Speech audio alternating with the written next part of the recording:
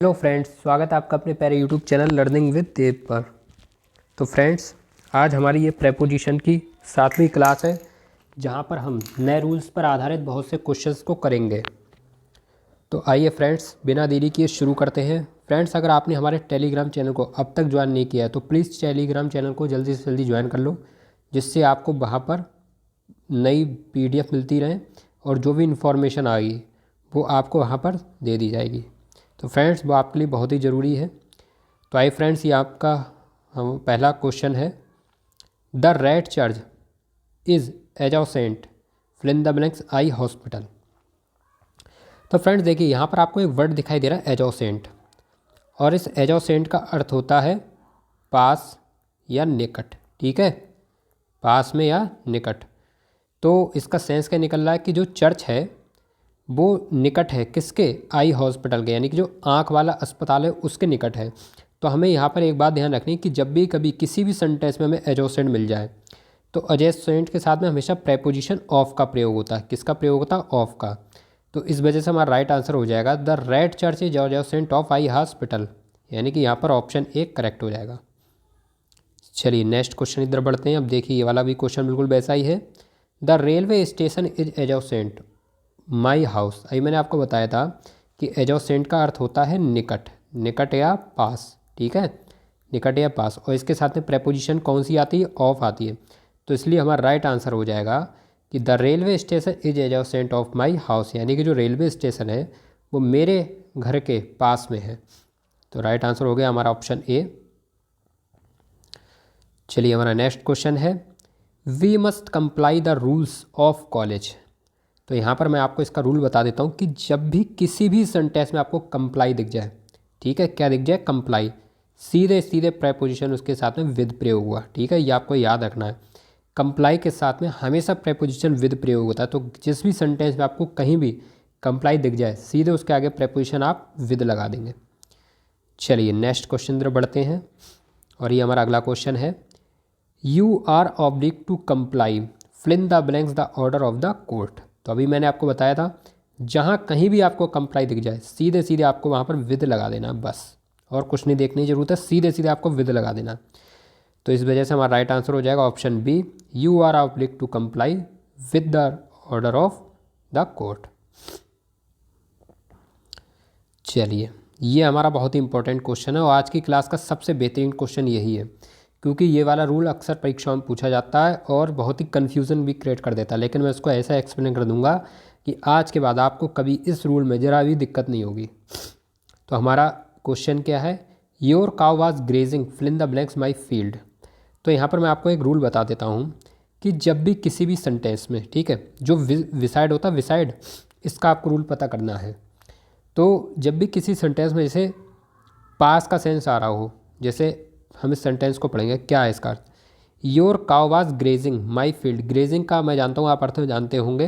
Grazing माने क्या होता है? चरना, चरना, कि जो तुम्हारी गाय है वो मेरे खेत के पास में चर रही है।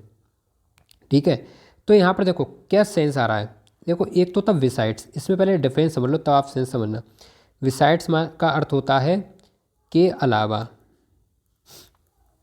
के अतिरिक्त या के स्थान पर। विसाइड्स माने, जैसे मैं आपको एक टेंस बोलूँ क्या, कि मेरे पास एक कार के अलावा दूसरी कार भी है। ठीक है, तो वहाँ पर क्या अर्थ हो, क्या सेंस निकलेगा? अलावा का निकल रहा है कि इसके अतिरिक्त दूसरी चीज़ भी है। तो जब कभी ऐसा सेंटेंस, तो वहाँ पर हमेशा विसाइड्स का प्रयोग करते हैं। और विसाइड का प्रयोग कहाँ पर करते हैं?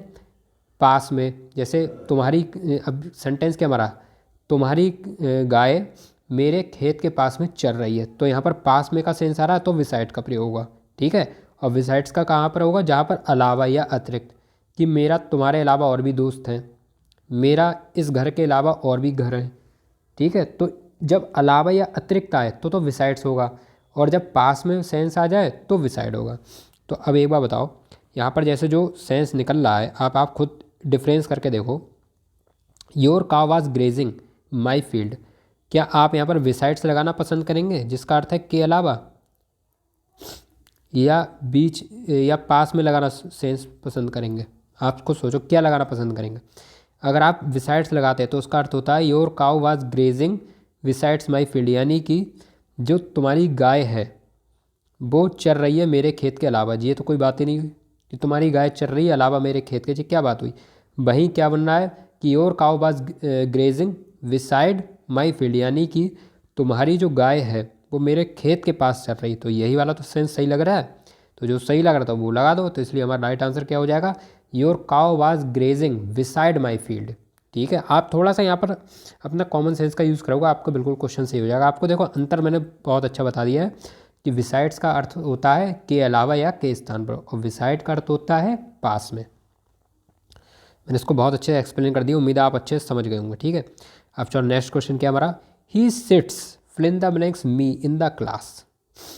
ही sits fill in the blanks me in the class, यानी कि वह बैठता है मेरी क्लास में। ठीक है, लेकिन मी है ना, यानी कि मेरे पास में तो बैठता होगा, वह बैठता मेरे पास में, या ये होगा कि वह बैठता है मेरे अतिरिक्त क्लास में। ये तो कोई बात ही नहीं। दो ही सेंस निकल सकते हैं अगर विसाइड्स और विसाइड में देखा जाए। अगर विसाइड्स लगाएंगे तो निकलेगा क्या कि वह बैठता है मेरे अतिरिक्त क्लास में, तो ये तो कोई बात ही नहीं हुई। और अगर हम लगाएं कि वह बैठता है मेरे पास में क्लास में, ठीक है, कि वह क्लास में मेरे पास बैठता है, तो विसाइड आएगा। ठीक, तो आपको क्या आंसर लग रहा है, सीधी सी बात भाई आपको विसाइड ही लग रहा होगा ना, क्योंकि इसका आंसर क्या होगा विसाइड। क्यों, क्योंकि यहाँ पर जो सेंस आ रहा है वो किसका आ रहा है, पास का आ रहा है, कि वह बैठता है क्लास में मेरे पास। आ रही है ना, वह बैठता है क्लास में मेरे पास। तो यहाँ पर राइट आंसर क्या हो जाएगा, ऑप्शन सी। चलिए नेक्स्ट क्वेश्चन अंदर बढ़ते हैं। अब देखो ये हमारा क्वेश्चन क्या है, fill in the blanks this pen, I have more pen, यानी कि इस पेन के अलावा मेरे पास एक और पेन है। तो जब ऐसा सेंटेंस आए अलावा, मैंने अभी आपको बताया था अलावा या के स्थान पर, ठीक है, अलावा या के स्थान, मैं इसको ऐसे ही बोल सकता हूँ कि इस पेन के स्थान पर मेरे पास और भी पेन है, या इस पेन के अतिरिक्त मेरे पास एक और पेन है। तो जब ऐसा सेंस आए तो वहाँ पर हमेशा विसाइड्स का प्रयोग होगा। होगा नहीं होगा भाई, विसाइड मैंने आपको बता दिया वो तो पास में होता है, और ये होता है क्या, के स्थान पर के अलावा। तो ये आप खुद ही देखो, आप खुद ही सेंटेंस को देख के समझ जाएंगे कहाँ पर विसाइड्स का प्रयोग हो रहा है, कहाँ पर विसाइड का हो रहा है। ठीक है, क्योंकि विसाइड्स का जब प्रयोग होता है ना तो दो सेंटेंस एक से जुड़े हुए होते हैं। जैसे विसाइड दिस पेन, इस पेन के अलावा, अब ये एक बात अलग हो गई, I have one more pen, तो ये बात एक अलग हुई, तो दो बातें जुड़ रही हैं ना, तो आप समझ जाओगे यहाँ पर विसाइड्स का प्रयोग हुआ कि इस पेन के अलावा मेरे पास एक और पेन है। देखिए मैं इस पर बहुत अच्छे से एक्सप्लेन कर रहा हूँ, आपको बस समझने की ज़रूरत है। अगर आप अभी भी नहीं समझे तो एक बार प्लीज़ को दोबारा से उस वाले क्वेश्चंस को फिर से रिपीट कर लेना, विसाइड और विसाइड्स का जो मैंने अर्थ बताया है। ठीक है, चलो अब देखो ये हमारा नेक्स्ट क्वेश्चन क्या है, this car comma I have one more car, यानी कि इस कार के अलावा मैं एक और कार रखता हूँ। तो अलावा का सेंस आ रहा है ना, जहाँ पर भी अलावा का सेंस आए सीधे सीधे आप विसाइड्स लगा देना। ठीक है, ये रूल है, कितना बेहतरीन रूल है। देखो जब अलावा का सेंस आ जाए तो विसाइड्स का लगा देना। देखो यहाँ पे भी देखो दो चीज़ें एक साथ जुड़ रही हैं, यहाँ पर हमें रुकना पड़ रहा है ना कि इस कार के अलावा मेरे पास एक और कार है या मैं एक और कार रखता हूँ।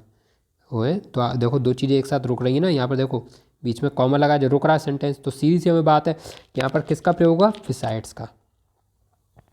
देखो जब आप इसके और क्वेश्चंस करेंगे ना तो आपकी प्रैक्टिस अच्छी हो जाएगी। मैं तो अभी आपको और कराऊंगा, प्रेपोजिशन तो मैं पढ़ा दे रहा हूँ, जब लास्ट में जब इसके क्वेश्चंस लेकर आऊँगा, प्रैक्टिस जब मैं इसकी बेहतरीन वाली करूँ तो आपको सब कतई एकदम क्रिस्टल क्लियर होता चला जाएगा, और बार बार आप इसको पढ़ते रहेंगे ना तो आप समझ जाएंगे। चलिए अब ये वाला हमारा क्वेश्चन है, ये भी बहुत अच्छा सब क्वेश्चन है, यहाँ पर भी स्टूडेंट को कन्फ्यूज़न होता है और ये बहुत पूछा जाता है। तो क्वेश्चन क्या हमारा, Sohan can not part his family. तो देखो यहाँ पर आपको एक वर्ड दिखाई दे रहा है पार्ट, पार्ट जहाँ भी आता है उसका सेंस निकलता अलग होना। ठीक है, ये अलग होने का सेंस देता है, किसका सेंस देता है, अलग होने का। लेकिन यहाँ तक तो ठीक है, इसमें चीज़ कहाँ पे एक ऐसी है ज़रूरत जो बच्चों को कंफ्यूज कर देती। कौन सा ऐसा पॉइंट है जो बच्चों को कंफ्यूज करता है, वो है क्या कि इसके साथ में दो प्रेपोजिशन का प्रयोग होता है। ठीक है, एक होता है फ्रॉम का और एक होता है विद का, बस ये हमें जानना है। ठीक, जब भी स्टूडेंट के पास में आता है स्टूडेंट कंफ्यूज हो जाता है, और बहुत ही इंपॉर्टेंट कॉन्सेप्ट है इसका। क्या कॉन्सेप्ट है, देखो जबकि कभी पार्ट आ जाए किसी सेंटेंस में, आपको पता है उसका सेंस क्या होगा, अलग होना। ठीक, लेकिन जब वो किसी व्यक्ति से अलग हो रहा है, ध्यान से सुनना, जब वो किसी पर्सन से अलग हो रहा है, किसी व्यक्ति से अलग हो रहा है, तो वहाँ पर फ्रॉम का प्रयोग होगा। और जब वो किसी वस्तु से अलग हो रहा है, ठीक है, किसी वस्तु से अलग हो रहा है, तो वहाँ पर विद का प्रयोग हुआ। अब ये आप बात अपने एकदम दिमाग में बैठा लो, इसका स्क्रीनशॉट ले लेना, इसको नोट कर लेना अच्छे से कि जब वो किसी व्यक्ति से अलग होता है तो फ्रॉम का प्रयोग करेंगे, और जब किसी वस्तु से अलग हुआ तो विद का प्रयोग करेंगे। समझ गए? अब बताओ क्वेश्चन हमारा क्या है। Sohan can not part his family. Sohan अलग नहीं हो सकता किससे? अपने अपने परिवार से, अपने परिवार से। तो परिवार क्या होगा? वस्तु होगा या व्यक्ति होगा? भाई व्यक्ति ही तो होंगे। तो जब व्यक्ति होगा तो प्रेपोजिशन फ्रॉम का प्रयोग होगा। देखो आप बहुत अच्छे से मैंने एक्सप्लेन कर दिया, उम्मीद करता हूँ आप समझ गए होंगे। तो हमारा राइट आंसर क्या हो जाएगा? Option A, Sohan can not part from his family. चलिए नेक्स्ट क्वेश्चन हमारा, I can not part fill in the blanks his brother. अभी मैंने आपको बताया था कि पार्ट का अर्थ क्या होता है? अलग होना। मैं इस चीज़ को दोबारा से रिपीट कर दे रहा हूँ, ठीक है। पार्ट का अर्थ क्या होता है? अलग होना। और किससे अलग हो रहा है? किसी व्यक्ति से अलग हो रहा है। मेरे भाई से, अपने भाई से अलग हो रहा है। भाई व्यक्ति तो है, वस्तु तो नहीं है ना। तो जब व्यक्ति है तो प्रेपोजिशन फ्रॉम का प्रयोग होगा।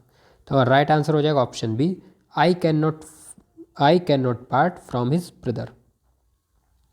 चलिए next question, the shopkeeper can not part his shop. अब आपको पता चला यहाँ पर क्या दिया है? पार्ट। पार्ट का अर्थ क्या होता है? अलग होना। और किससे अलग होने की बात की जा रही है? हिज शॉप से, अपनी शॉप से। यानी कि जो शॉपकीपर है, जो दुकानदार है, वो अपनी शॉप से अलग नहीं हो सकता, अपनी दुकान से अलग नहीं हो सकता। तो बताओ शॉप क्या है? शॉप व्यक्ति है, वस्तु? तो सीधी सी बात भाई, शॉप तो वस्तु ही, कोई व्यक्ति थोड़ी है। और जब वस्तु होती है तो पार्ट के साथ में विद का प्रयोग होता है। तो आप समझ गए होंगे इस क्वेश्चन का आंसर। तो हमारा राइट आंसर हो जाएगा the shopkeeper can not part with his shop.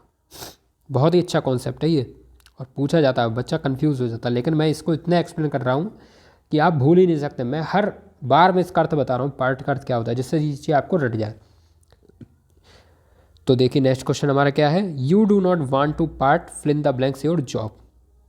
ठीक है, अब आपने यहाँ पर क्या देखा? पार्ट देखा। देखो अगर आपको सेंस नहीं निकालना मिला कोई बात नहीं, आपको इतना तो पता है कि पार्ट में किस प्रेपोजिशन का प्रयोग होता है। देखो मैं कह रहा हूँ, चलो आपको नहीं पता कि इसका अर्थ होता अलग होना, नहीं पता, ठीक यार, ये तो मालूम है कि पार्ट के साथ में किस किस प्रेपोजिशन का प्रयोग होगा। एक फ्रॉम का हो जाएगा, एक विद का हो जाएगा। बस विद का कब होगा? जब आगे वस्तु दी होगी, ठीक है। और फ्रॉम का कब होगा? जब आगे व्यक्ति दिया होगा। अब क्या दिया? Your job. अब जॉब क्या है? जॉब वस्तु ही तो है, कोई व्यक्ति थोड़ी है। और तब जब वस्तु है तो सीधे सीधे विद लगा दो, बस इतना ही तो याद करना है। हम कह रहे तुम्हें नहीं याद हुआ, तुम नहीं सेंस लगा पाए कि पार्ट हमारे अलग होता है, तुम नहीं निकाल पाए, कोई बात नहीं। ये तुम्हें नहीं पता, कोई बात नहीं, इतना तो पहचान लोगे यार, इतना तो कॉमन सेंस है कि जॉब क्या होता है? वस्तु तो वस्तु ही होगी, व्यक्ति तो नहीं होगा। तो जब वस्तु होगी तो विद का प्रयोग कर देंगे, बस इतना तो समझ लोगे।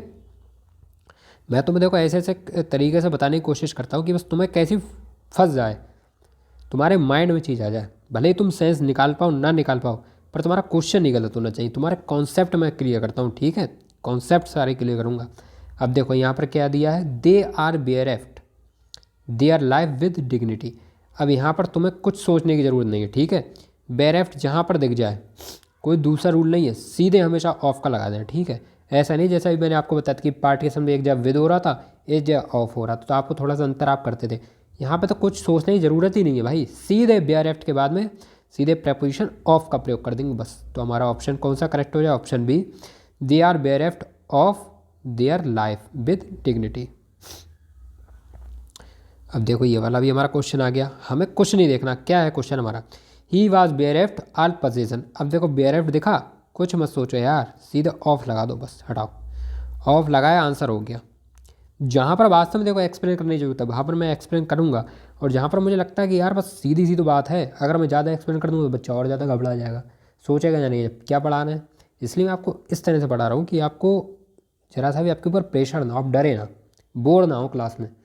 अब देखो बेयरएफ्ट के साथ में कौन सी प्रेपोजिशन होगी? ऑफ होगी, बस कुछ सोचने की ज़रूरत ही नहीं है।